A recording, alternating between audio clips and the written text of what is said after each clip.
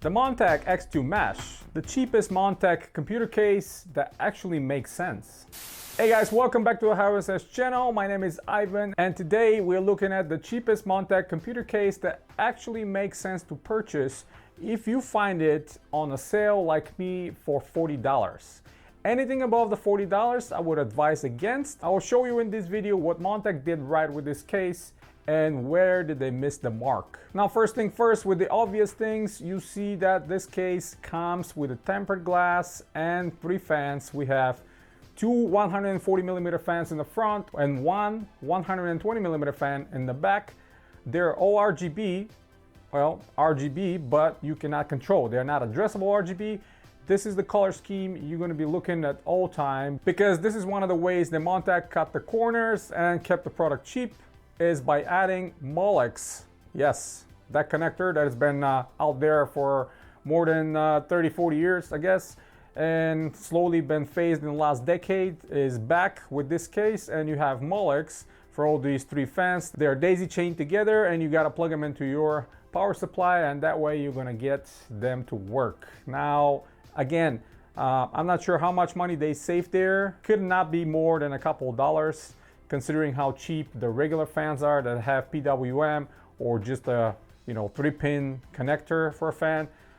Even the RGB, the addressable RGB ones with the controllers. But yeah, long story short, that's exactly what I did. And let's talk about the fans real quick before I open it and show you everything inside. I'm not offended by the color scheme of these fans. They're kind of subdued. They're RGB, but they're not too bright and they're not too loud and obnoxious. Both front fans and the back fan are very quiet. I'm assuming they're running probably around 1100, 1200 RPMs maximum. They're pushing plenty of air because being 140 millimeters, and that's what exactly you'll be able to install here. They're not giving you an option for 120, so only holes for 140. So if you want to replace these in the future, you're gonna have to find 140 millimeter fans to replace them with. In the back, we have 120, and you're not gonna be able to install 140. So keep that in mind if you're planning to upgrade these fans. And my expectations of these fans are not gonna last too long, because I already, when I get closer, I can hear them clicking. Not a good sign. Same goes for the front ones. Tiny bit of a click. It's not loud. Again, if you have a full system built inside, you're not gonna be hearing all of that. So relatively quiet system the way it is with these 3 fan configurations. Now again, further down the line, if these fail, you can go ahead and replace them with anything you want, and that way you're going to have something better that you can control. But this is what you get right now. And the other thing I really like about this case is the tempered glass. It's not that full glass all the way down. That's a great way to save money, and at the same time looks classy, because this bottom section you don't need to be displaying anyway. This is where your power supply goes, so it doesn't make any sense to be visible. But again, here comes the biggest offense. This giant Montec logo that they printed on the side. I think it's absolutely ugly. I'm not sure why they did this.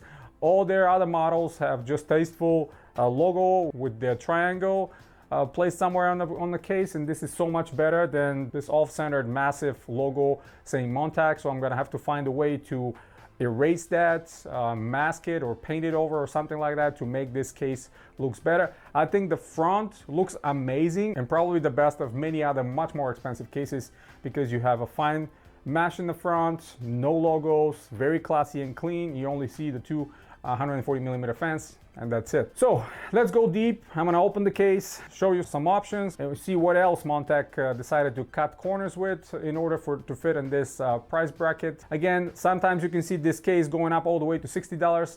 Please don't spend that kind of money for this case. No more than $40. This is the price that this case needs to be sold, and this is the price that you need to be aiming if you want to buy it. To build some budget gaming computer. Let's go ahead and check it out. At the end, we're going to talk about it in the conclusion. All right, so first we're going to start in the back, and first things I want to show you is there's not a lot of space between this back of the motherboard tray and the actual lid that is going to go on top of it. So you definitely need to be very creative on routing your cables and pick your power supply correctly. So now with something like this, even if it's not modular, you see the cables are flat, you're gonna have a lot of better chance to route these cables around the motherboard tray, especially the one for the CPU right here on the top. You gotta channel it somehow here. There's good time points, but again, the space is not enough, so be aware of that if you're planning your build, plan it ahead. The biggest channel that kind of have space is right here on this left side, but this is where all your internal cables will go. And yeah, by the way, here is the daisy chained Molex connectors for the fans. Yeah, not very good. But yeah, what else we have here? We have the USB 3 connector. Because it's single, it's much more pliable, so this is going to be a good thing for you to be able to route it around.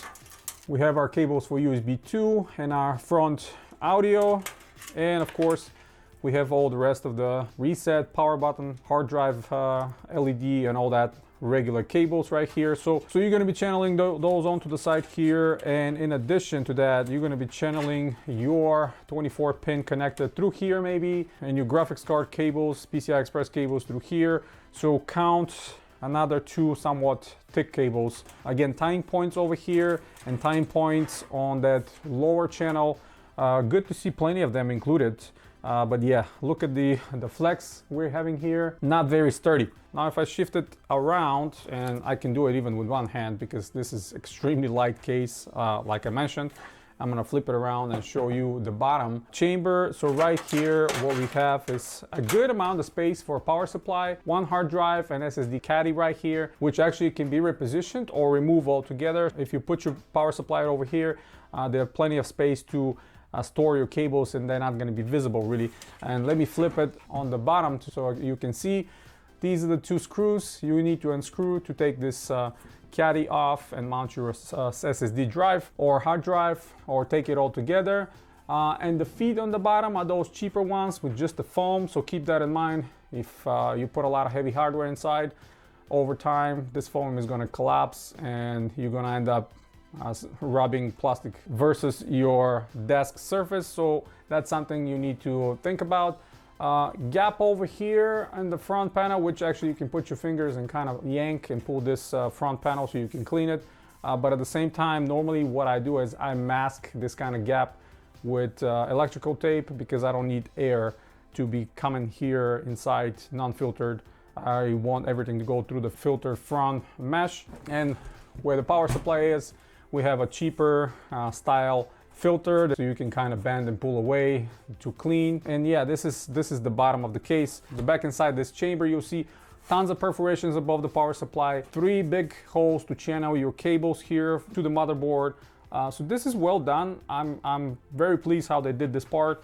I just wish that there's a little bit more space, even a ½ centimeter between this motherboard tray and the backside would have been beneficial, but yeah, they had to cut some corner somewhere. And you will see some of these holes for motherboard. They're kind of rough. The metal is sticking out. Hopefully none of these pieces will drop inside your motherboard and shorten. And now if I go to the back of the case, here is where the power supply is going to go, regular style.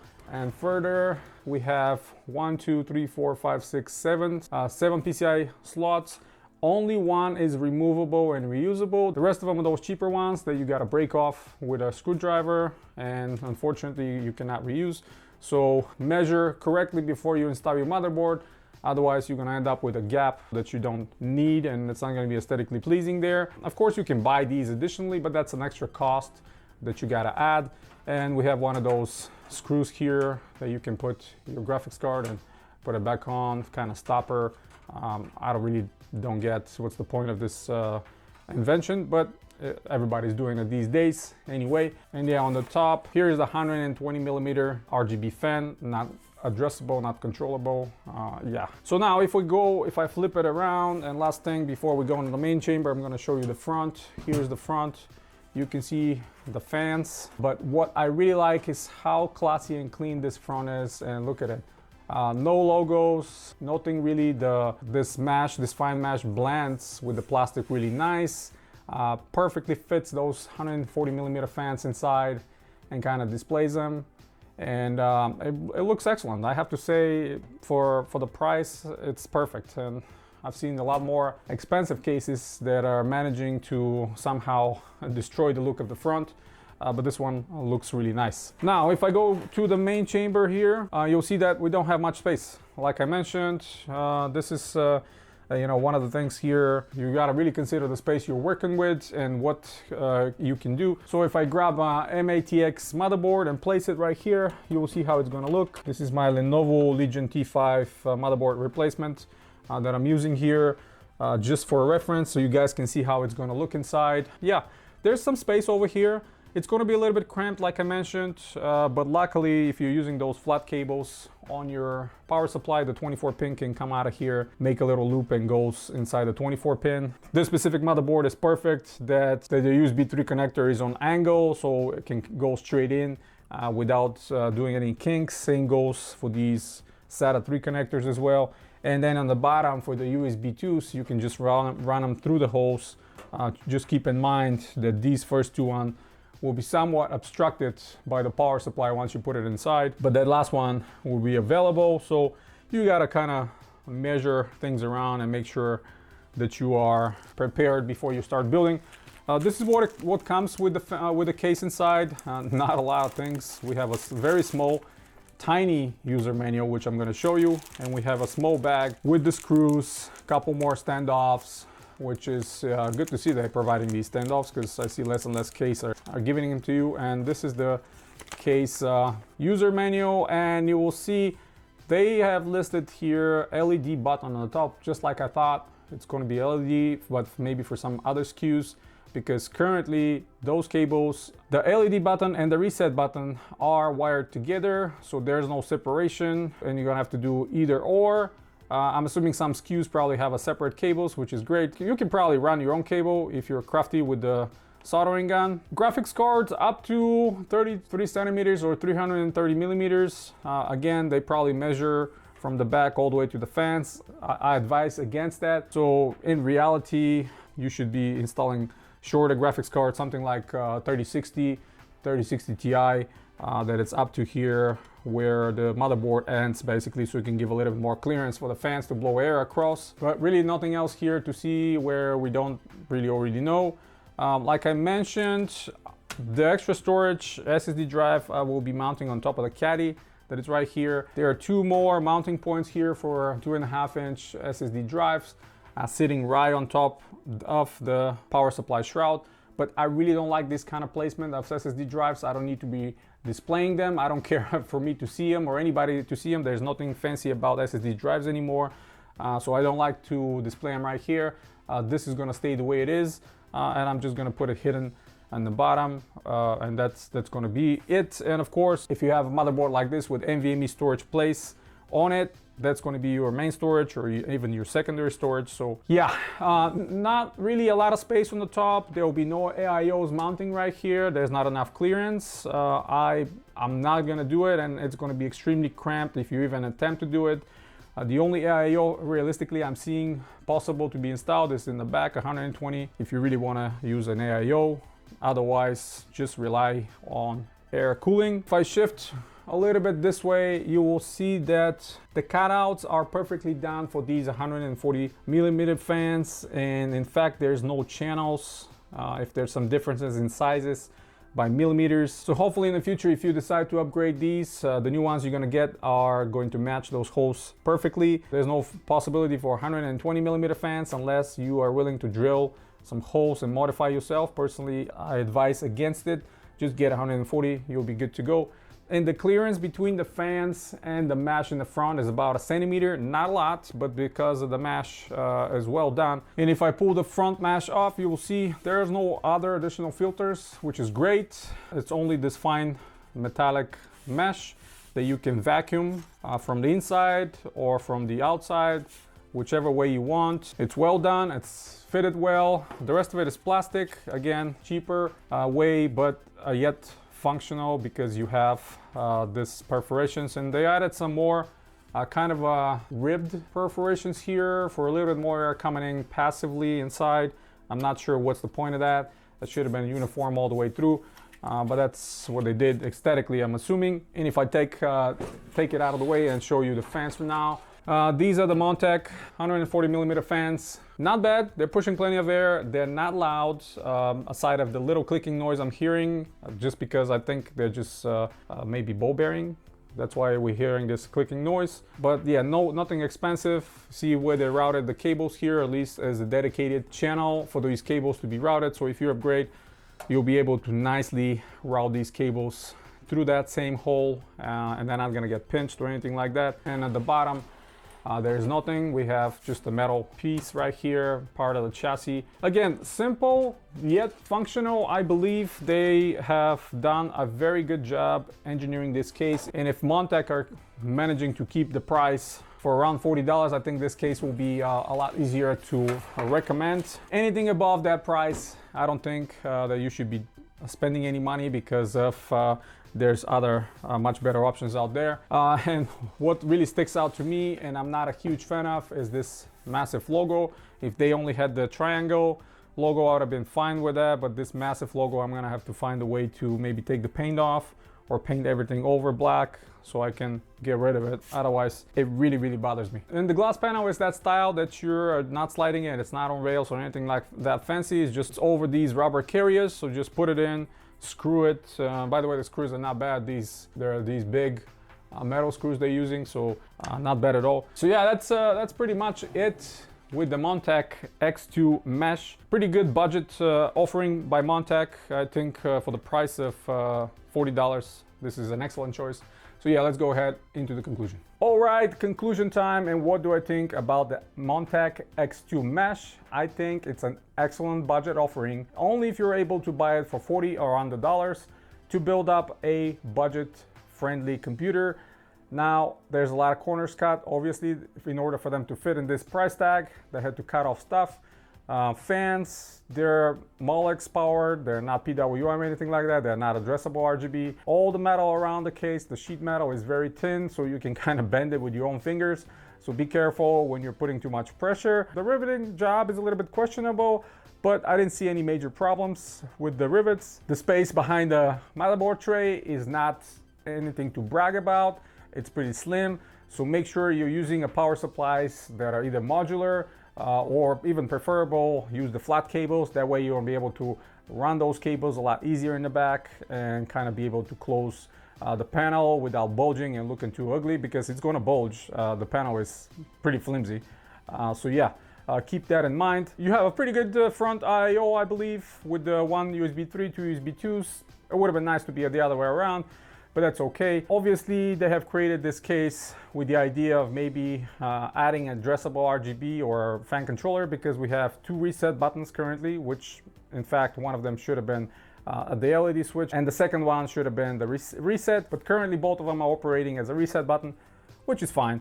Space inside, obviously cramped. It's a very small box. It's a very compact, so you will be able to fit you know, kind of smaller MATX, ITX or ATX motherboards. My plan actually for this case is to use it for a future video and transplant all the parts from one of those HP Pavilion gaming desktops inside here with MATX motherboard and see how that's gonna look. And this is actually perfect for this purpose, because it's cheap. For $40, you're getting an upgrade to a case that it's not very good in cooling. We know that with the HP Pavilion gaming desktop. And transplanting over here with some sub $100 B450M motherboard, that will be a great combination. And just, I like the front. I think it's very classy. This fine mesh with no filters, no obstruction of any kind. Filters enough the smaller particles so you can just vacuum after that and dust it off, and off you go. There's plenty of space on the top to run your cables down, plenty of space on the bottom to run your cables to the motherboard. So they're giving you a little bit more space here inside to work with, which is excellent to see. Obviously, you're not going to be able to install any AIOs, not in a conventional way, not on the top, not on the front. Maybe in the back you can install 120 AIO if you really like that, if you want to install that, that's possible. But personally, I think you should keep it the way it is to keep it on the budget. Once you get a motherboard and transplant everything, just reuse the Snowman or any of the other downdraft coolers that you're currently having on the HP gaming desktop. I think you'll be perfect, much better cooling here. And again, further down the line, if anything happens with these fans, go ahead and replace them. Just keep in mind that the front ones have to be 140 millimeters and the back one 120 millimeters. We even have a magnetic filter on top, which you can remove or keep, doesn't matter. Naturally the heat will rises and will go through the perforations out to the top, so no problem. And yeah, the major the major aesthetic issue for me is the giant logo.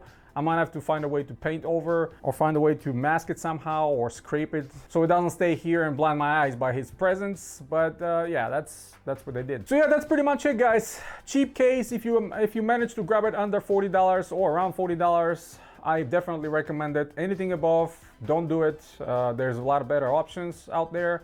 And yeah, hit the thumbs up if you like the video, stay tuned to the channel, subscribe if you're new, check out the links in the description below if you want to support the channel directly. Helps me tremendously to bring you videos like that daily. And as always, guys, you have a wonderful day.